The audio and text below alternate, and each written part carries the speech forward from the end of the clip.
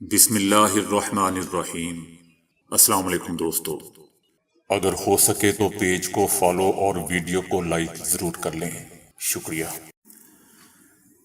اسرائیلی وزیر اعظم نیتن یاہو نے کریات شمونا سے ایلات تک ریلوے منصوبے کا آغاز کرتے ہوئے دعویٰ کیا ہے کہ مستقبل میں یہ منصوبہ وسیع ہو کر ہمیں سعودی عرب سے جوڑ دے گا۔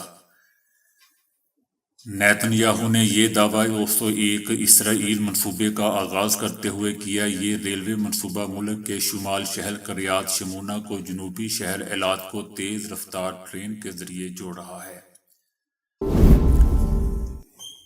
مولوی فضل الرحمان نے کہا ہے کہ باجوڑ حملہ انٹیلیجنس کی ناکامی ہے، پوری قوم ریاستی اداروں کی طرف دیکھ رہی ہے۔ پاکستان میں 26 انٹیلیجنس ادارے ہیں، وہ کہاں غائب ہیں؟ مولوی کا مزید کہنا تھا کہ کیا مجھے اعتماد دلا سکتے ہیں کہ ریاست میری جان کی حفاظت کر سکتی ہے یا نہیں؟ ریاست کیا صرف ٹیکس وصول کرے گی اور جان اور مال کی حفاظت نہیں؟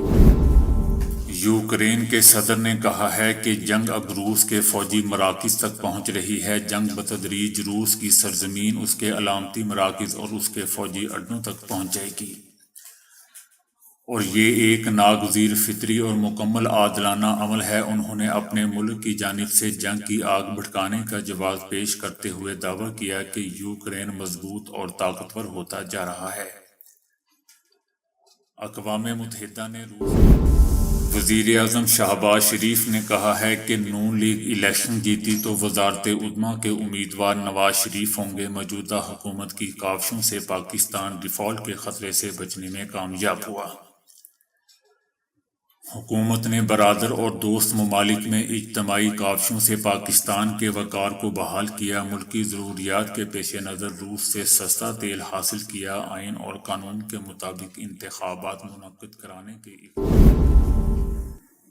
اسرائیل کی اندرونی سلامتی کونسل کے سابق سربراہ نے اعلان کیا ہے کہ اگر ایران اور اس کے اتحادی اسرائیل پر حملہ کرتے ہیں تو پھر اسرائیل کسی صورت باقی نہیں بچے گا۔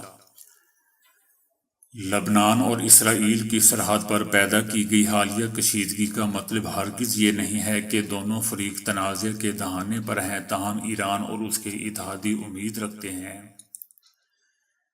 کہ آئندہ لالو پرساد نے کہا ہے کہ بی جے پی ملک کے جمہوری ڈھانچے اور آئین کے لیے سنگین خطرہ ہے۔ لالو پرساد یادیو نے اپوزیشن جماعتوں کے قائدین سے اختلافات کو ایک طرف رکھتے ہوئے اگلے سال ہونے والے پارلیمنٹ انتخابات میں بھارتیہ جنتا پارٹی کو اقتدار سے بے دخل کرنے کی حکمت عملی پر توجہ مرکوز کرنے کی اپیل کی ہے۔ 2014 کے پارلیمنٹ روس کے صدر پوٹن نے کہا ہے کہ ہم نیٹو کے درمیان تصادم نہیں چاہتے، لیکن اگر کوئی چاہتا ہے تو اس کو ناکوں چنے چبا دیں گے۔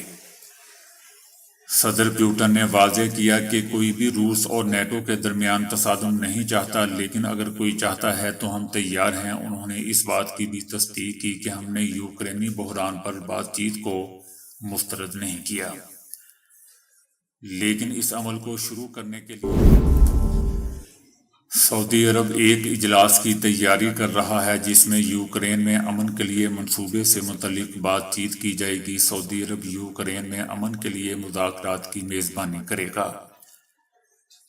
سعودی عرب میں ہونے والے اس اجلاس میں کئی ممالک کے حکام شریک ہوں گے۔ اجلاس کی تاریخ اور شہر کے بارے میں کوئی تفصیلات جاری نہیں کی گئی ہیں۔ اس سے پہلے امریکی اخبار وال سٹریٹ جرنل نے یوکرین کے ریگستانی گرمی کو دور کرنے اور گھروں کو ہوادار بنانے کے لیے سینکڑوں سال پہلے ایران میں ہوادار والے مینار تعمیر کیے گئے تھے، جو آج بھی شدید گرمی میں ٹھنڈے رہتے ہیں۔ انہیں تعمیراتی انجینئرنگ کا شاہکار قرار دیا گیا ہے اور اقوام متحدہ نے ان تعمیرات کو عالمی ورثے میں شامل کیا ہے۔ ایران انتہائی گرم خطہ ہے جہاں کے گھروں پر ٹاور نما